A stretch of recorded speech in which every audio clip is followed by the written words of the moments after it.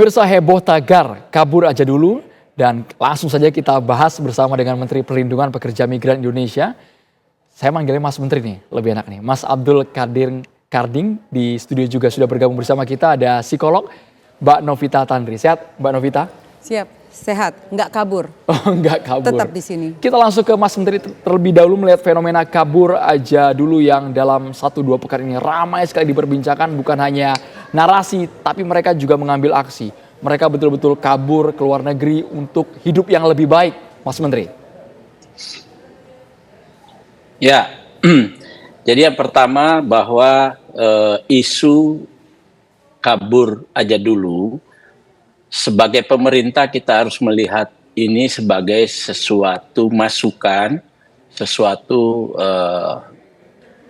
kritik bagi kita untuk membangun yang lebih baik ke depan, terutama kegelisahan soal pekerjaan dan penghasilan dan tentu kenyamanan yang lain yang mungkin mereka bisa terima di luar negeri.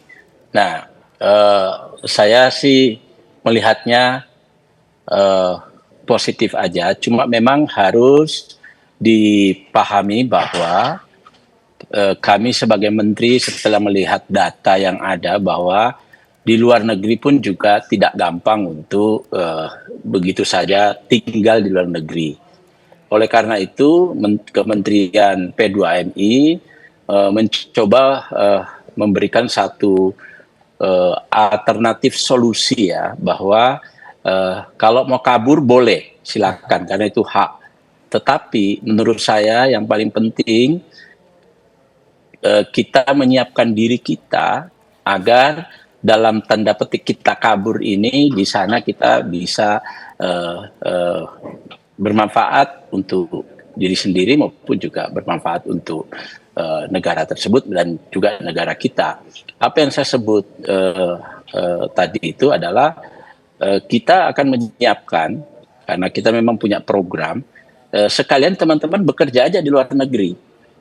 Karena kalau bekerja di luar negeri memang itu akan sangat positif dan sangat baik. Satu, kalau bekerja di luar negeri itu kita melakukan apa yang disebut transfer of skill dan transfer of knowledge. Yang kedua, penghasilannya jauh lebih baik.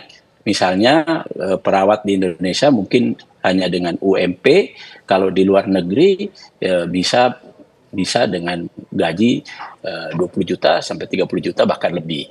Nah, jadi menurut saya kita arahkan tagar ini menjadi kerja aja di luar negeri gitu. Nah, sekalian kalau kita kerja maka kita harus menyiapkan yang pertama skillnya, bahasanya, dan juga mentalnya.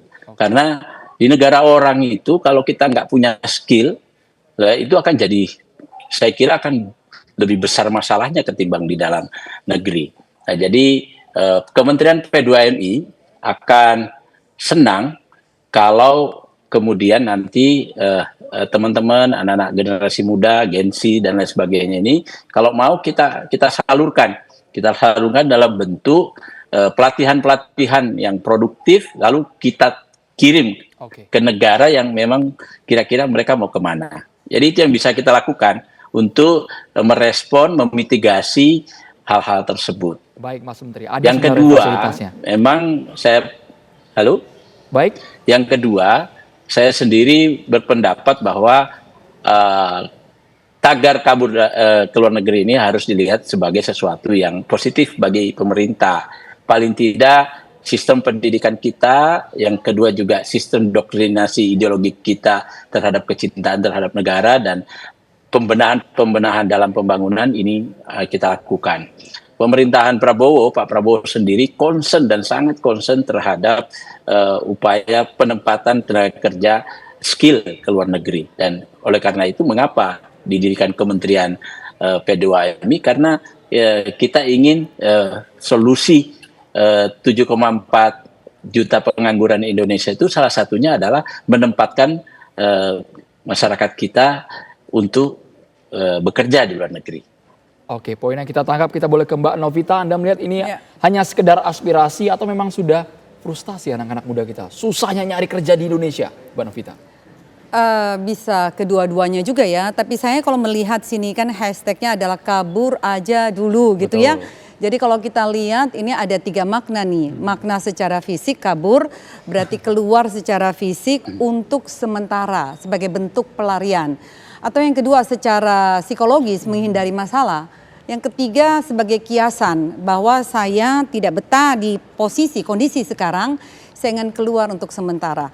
Nah, kalau dilihat katanya kabur aja lalu dulu berarti sementara, temporary. Lebih banyak makna yang negatif. Kalau saya kaitkan dengan coping mechanism seseorang untuk stres, merasa jenuh, merasa bosan gitu ya. Misalnya Mas Andromeda gitu, bosan tiap hari harus on live seperti ini, on air seperti ini, dan ini keluar dari situasi ini. Tetapi untuk sementara itu berarti relax, untuk santai. Nah, bicara tadi kalau kita kaitkan peluang untuk di luar negeri tentunya ada, tetapi juga harus dilihat ada resiko di sana. Saya kebetulan memang produk yang sekolah di luar negeri. Jadi S1 S2 sekolah di luar negeri lalu pulang ke Indonesia. Resiko dan tantangannya luar biasa. Tadi Mas Menteri sudah menjelaskan bahwa kalau tidak punya skills berarti keterampilan hidup, skills for life, nggak ada di situ. Lalu yang kedua, kita bicara resiliensi, berarti kita bicara daya juang. Hidup di dunia orang, di negara orang, kita bicara ada 4 musim di sana. Kita yang terbiasa dengan 2 musim, panas dan banjir, maaf, dan hujan misalnya. Tropical country, lalu masuk yang 4 musim, di mana ada musim dingin di sana. Dan nggak main-main kita bicara musim dingin.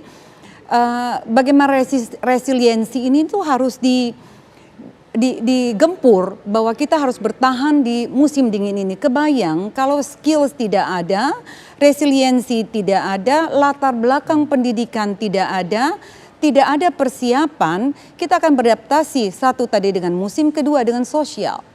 Dan di luar negeri, kita bicara Eropa dan Amerika, itu ada juga yang disebut dengan rasis dan diskriminasi. Dan kalau kita tidak mempersiapkan diri menghadapi ini, kalau kita di sini mungkin dengan mudahnya sebagai mayoritas, ke sana kita bisa menjadi minoritas. Jadi persiapan ini tidak menjadikan melarikan diri untuk sementara, tetapi apa yang kita persiapkan sehingga waktu di sana betul-betul kita bisa bertahan hidup. Mungkin hashtagnya merantau aja dulu kali ya daripada kabur. Karena kalau dilihat anak-anak saya juga kebetulan yang pertama itu di Sydney S1 S2, yang kedua juga sebagai psikolog, dia juga di Amerika selama hampir 8 tahun, kedua-duanya pulang ke Indonesia. Enak, betul, mendapatkan pengalaman bagaimana hidup sendiri, kemandirian. Juga pasti kan lebih gede ya Mbak? Salary-nya tinggi, tapi juga jangan lupa living cost di sana juga tinggi. Mas Andromeda, tinggi juga. Jadi kelihatannya gajinya misalnya 150 juta, 200 juta per bulan kerja misalnya sebagai psikolog di mental hospital. Berapa Mbak? Per bulan lebih 200 juta. Wow, 200 juta sebulan? Betul. Di luar negeri? Betul. Tetapi sewa apartemennya aja sekitar 40 juta. Untuk living cost-nya aja dengan semuanya sekitar 50 juta. Jadi jatuh-jatuhnya pun yang bisa di-save sekitar 20-30%. Kehidupannya benar-benar masih average, tidak dalam berlebihan. Jangan melihat nilainya, tapi harus melihat di state mana, misalnya kalau itu di Amerika. Semakin besar kotanya, living cost-nya semakin tinggi. Jadi buat saya baik untuk merantau ke negara orang, mendapatkan pengalaman di sana, tapi harus dengan persiapan yang matang.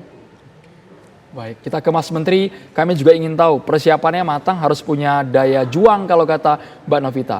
Nggak mungkin modal nekat mau ke luar negeri. Betul. Nggak bisa dengan bondo. Tapi nggak bisa dengan bondo. Nggak bisa modal nekat yang baik. Betul. Tapi bagaimana dengan kebijakan, fasilitas yang disiapkan negara agar mereka ini tidak lupa sama Indonesia ketika sudah mendapatkan ilmu di luar negeri. Sesaat lagi, Mas Menteri, kita kembali di Kabar Petang.